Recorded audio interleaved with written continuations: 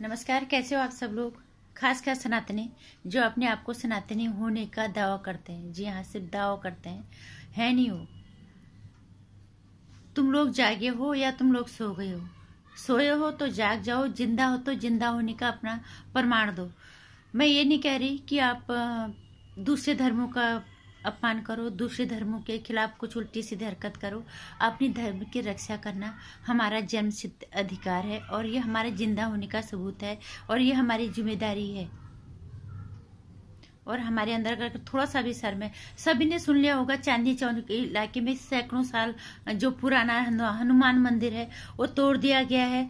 ये नहीं पता वो किस हिसाब से तोड़ दिया गया है, उसमें कोई राजनीतिक साजिश है।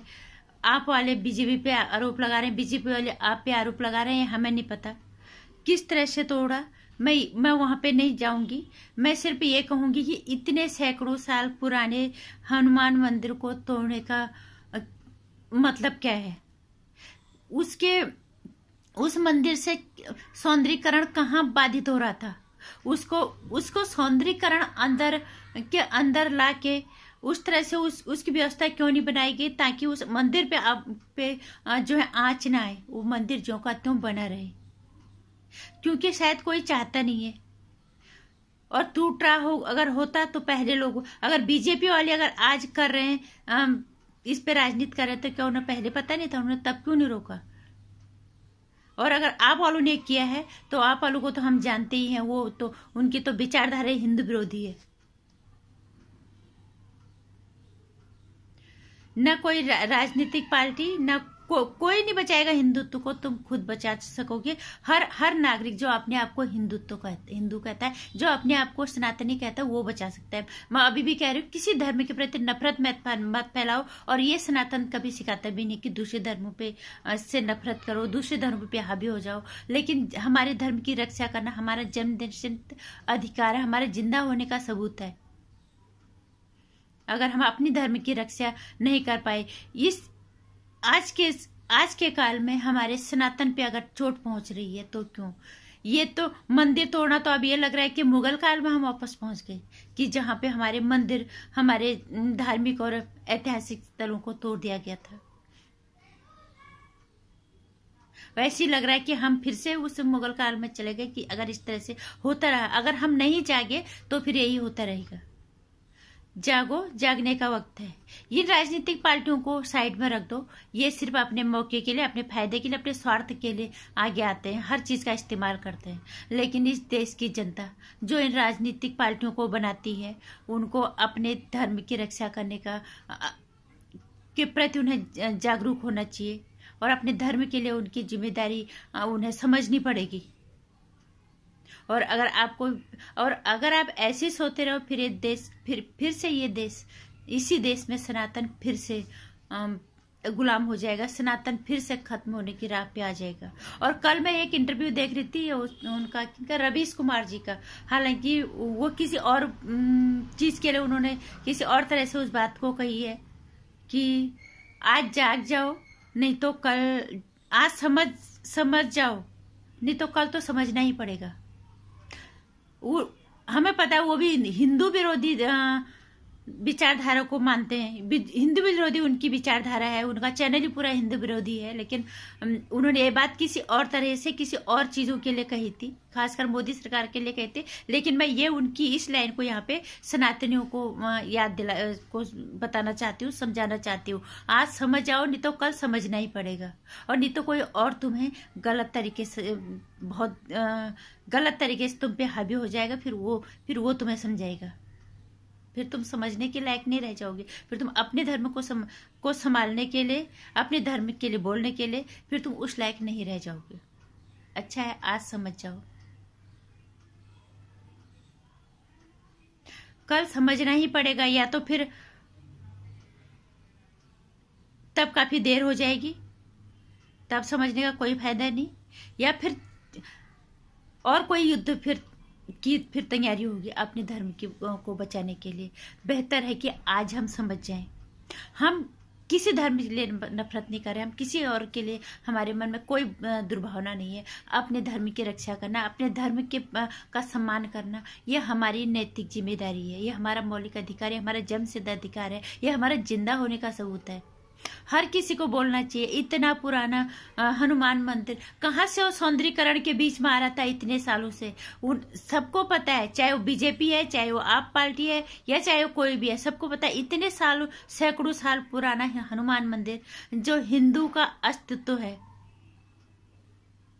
जो सनातन धर्म से जुड़ा हुआ है। ऐसा तो नहीं है कि वो आजकल में बना दिया है किसी सरकार ने आके, भैया वो गलत जगह पे बना हुआ है। उस सैकड़ों साल पुराना मंदिर वहां पे बना हुआ है। वो किस तरह से सौंदर्यीकरण में बाधा पैदा कर रहा था। ये सरकार की जिम्मेदारी है। अगर सरकार को राजनीतिक पार्टियों को अपनी जिम्मेदारी का एहसास नहीं है, तो इस जिम्मेदारी को जनता को उन्हें समझाना पड़ेगा कि उसकी सौंदर्य, उस मंदिर को वहां पे जो का त्यों बना के रख के वहां की सौंदर्यीकरण का निर्माण हो, बिना मंदिर को ठेस पहुंचाए, बिना मंदिर को तोड़ फोड़ के। और अगर उस मंदिर को तोड़ दिया गया सिर्फ अपने फायदे के लिए, सौंदर्यीकरण का नाम लेके, तो हिंदू को अगर अब नहीं जागे तो हिंदू को फिर मर जाना चाहिए।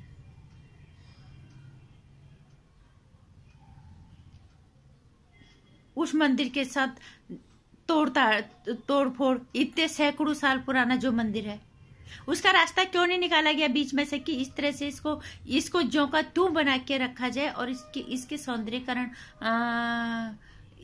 उस तरह से सौंदर्यीकरण को मंदिर के बाद आता है। क्यों मंदिर तोड़ दिया गया? इसलिए हिंदुओं को, सनातनियों को का वक्त है जागने का।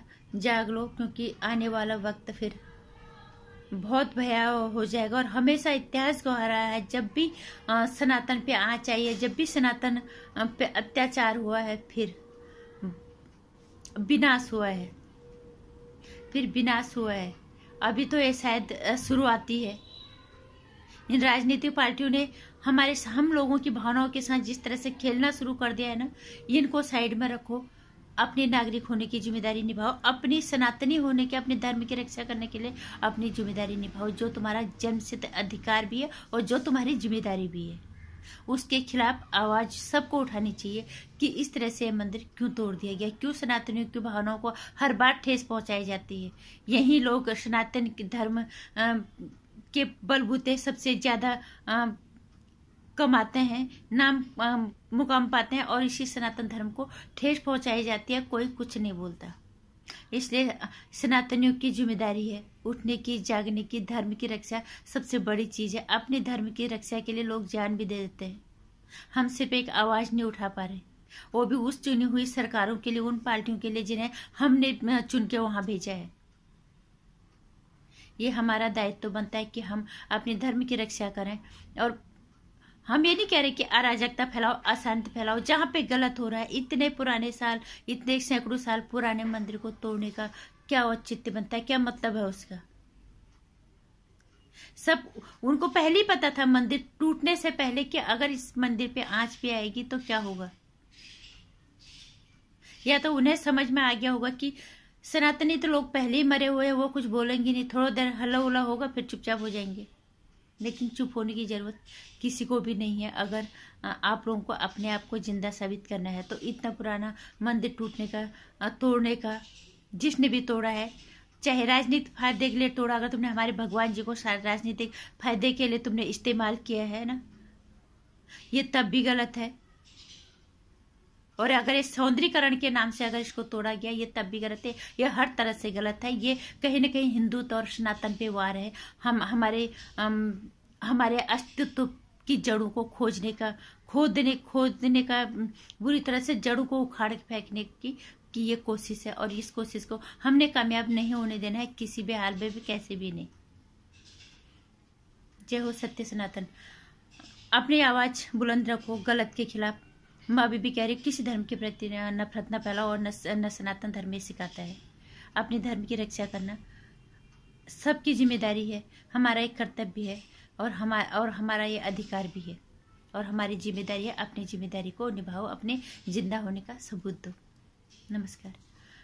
वीडियो को लाइक करना और शेयर भी कर देना ज़्यादा से ज़्यादा, ताकि लोगों में थोड़ा जागरूकता आ पाए। और मेरे चैनल को सब्सक्राइब कर लेना। आने वाली वीडियोस की जानकारी आप तक पहुंचती रहे। एक घंटी आइकन है, इसे आप प्रेस करें।